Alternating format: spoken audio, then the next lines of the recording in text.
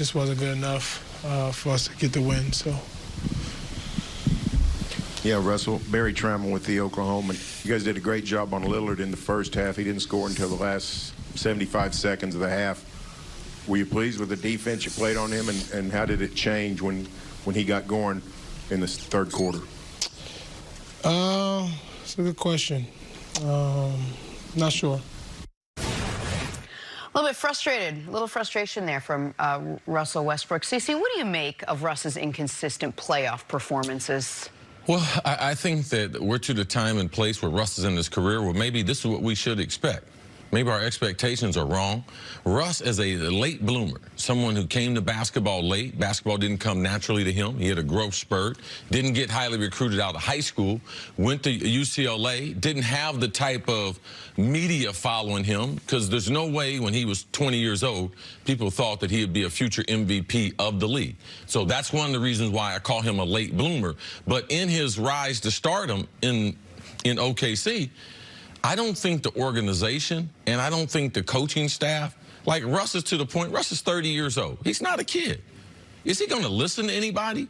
Is he going to change his game? Is he going to change some of the things he does? I don't think so. So I think inconsistency is what we should expect from Russ. Now, there is no other guy in the league that's been an MVP that's as consistent as Russ. What's the reason for that? I don't know, but going on throughout the rest of his career, I would expect him to be inconsistent. I wouldn't expect him to get, oh, he's 30 now. He'll get 32. He'll get more consistent. He'll slow down. He'll play more within control. No. This, even though he did have the triple-double third season in a row, but look at some of the other numbers, not a great year for him with his free throw shooting, his field goal percentage, and he's not, even though he's an elite athlete, he's not an elite defender on a consistent basis. So for me, I'm going to have to expect this. This is the only superstar we have in the NBA that I can expect to be inconsistent throughout his career. I think the last word you used an important one, superstar. And the question, I guess, is at this point, is Russell Westbrook a superstar? Or is he in that tier of player that has good playoff games and bad playoff games, and you don't know what you're going to get? That's the tier Damian Lillard's in. That's the tier a lot of guys that we think are a tick below Russell Westbrook or have thought is the case. But Russ has played 96 career playoff games, 96, a lot of deep postseason runs. He's a 40% shooter in those games. 40%. We have our guy Deontay, who's on the staff, is a huge Russell Westbrook fan, said before the show, I thought it was interesting. He said 8 of 20 from Russ in a playoff game is what I expect. And 8 of 20 is exactly 40%. It probably is what you should expect. But that is not what your star players, your true superstar players, deliver. Russ has played well, really well in one game this series. Not shockingly, it's the one game this series that they've won. And at 30 years old, there is no way for Russ to adjust. There is no way for Russ to get markedly better unless he comes back from an offseason, and I don't see this happening, all of a sudden as an at least slightly above average three-point shooter. All he's been for his career, except for his MVP year, is a high-volume three-point shooter that should not be shooting that high volume of threes. In the NBA playoffs, he, Clyde Drexler, and Charles Barkley are the worst high-volume three-point shooters amongst good players that we've ever seen. The problem being on that list with those other two guys, at that point in their career, they were not the athletes that Russ was. Clyde Drexler, high flyer, played above the rim before Michael Jordan came. A slasher, scorer of the basketball. Barkley dominant on the offensive board.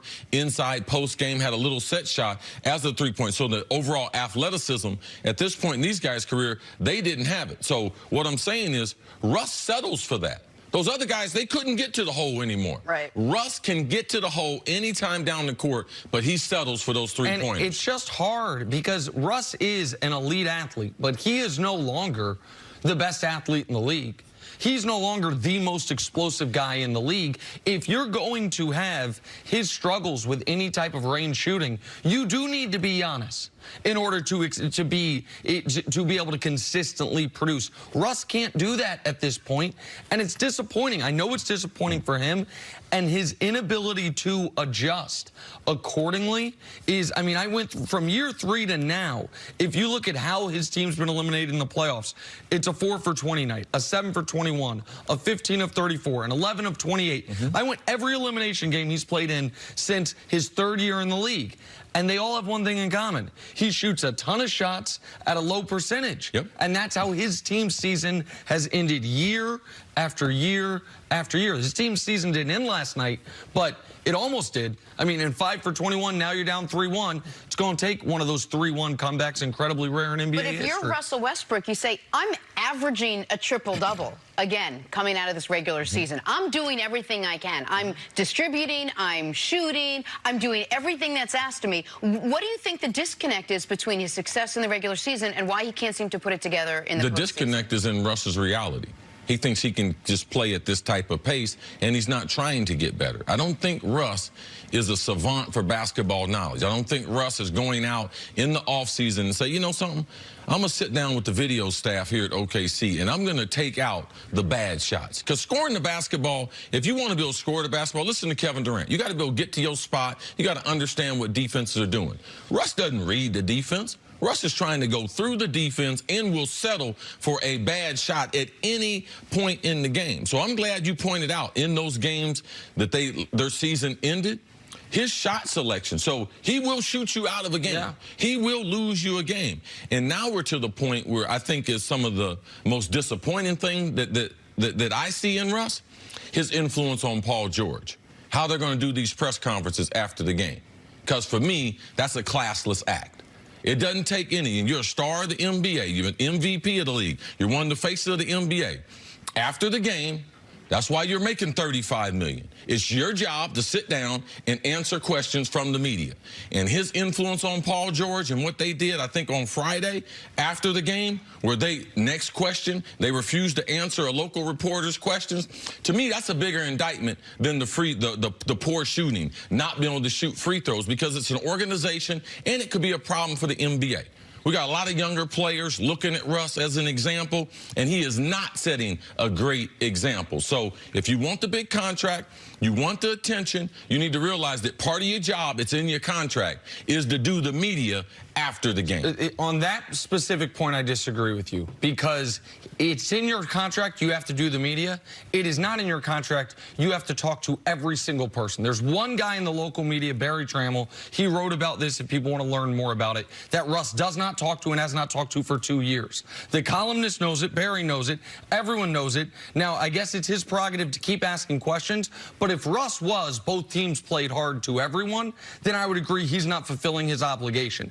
I don't think he has an obligation to talk to that one person. I think for me, the much bigger concern is the fact that Russ, the stubbornness that is leading to him deciding, you know what, I'm not going to talk to that reporter forever for really reasons unknown, is the same stubbornness that is leading to his game not evolving, leading to him not progressing as the league has. As the league has become so, spacing and shooting has become so important, he is, I love him, but he's turning himself into a dinosaur.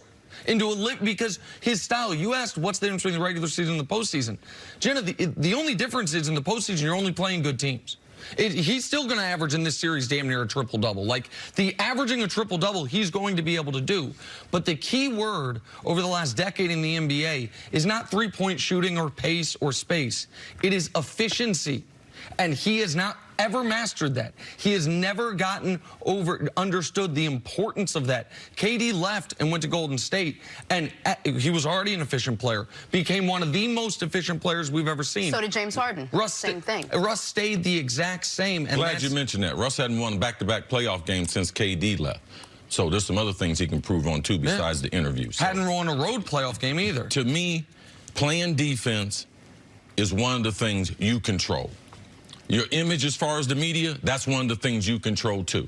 And Russ, as far as both of them, in my eyes, because I'm a fan of the game, and being played the right way and done the right way.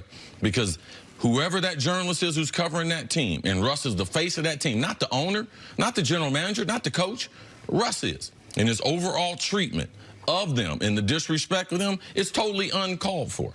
All right, time now for Put a Grade on It, sponsored by Carmack. So the Portland backcourt has dominated this series. CJ and Dame led the way for the Trailblazers, scoring a combined 51 in last night's Game 4 win. Nick, put a grade